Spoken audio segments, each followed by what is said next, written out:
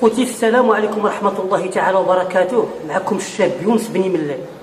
عندي لكم واحد الخبيرة باقا في ميكتها، خبيرة باقا في ميكتها. واش ما بخباركمش باللي سعد المجرد تاب واعتزل الفن وتبع طريق المستقيم؟ يا ربي تقبل منه، يا ربي يا ربي تقبل منه، سهل عليا يا سيدي، يا ربي يا ربي. شوفوا معايا وغادي نرجع عندكم. لبيك اللهم لبيك، لبيك لا شريك لك لبيك، إن الحمد والنعمة لك والملك لا شريك لك.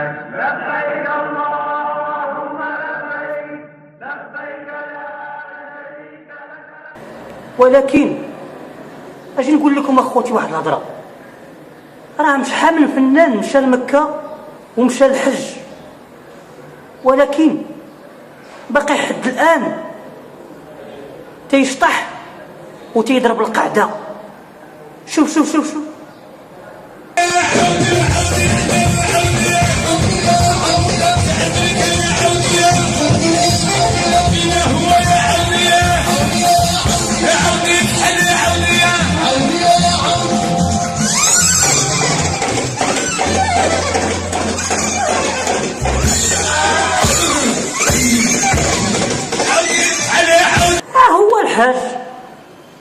هو الحاج عبد المغيث.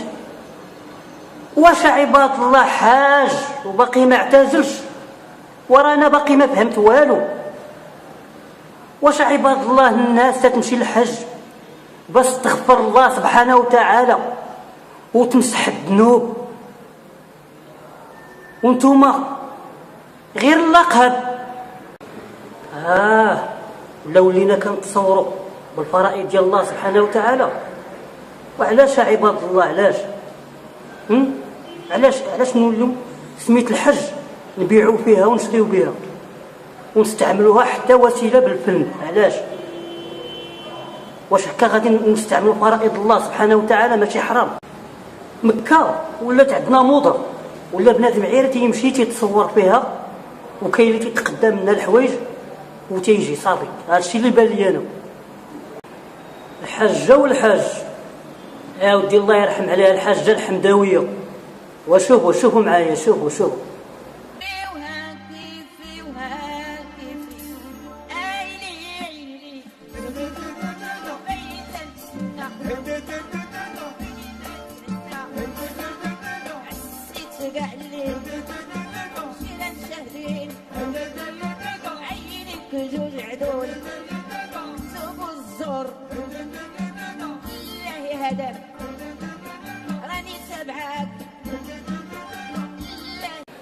خوتي، تنتمنى الحلقه تعجبكم، وتنتمنى الرساله تكون توصل الناس اللي موجهه لهم هذه الرساله هذه.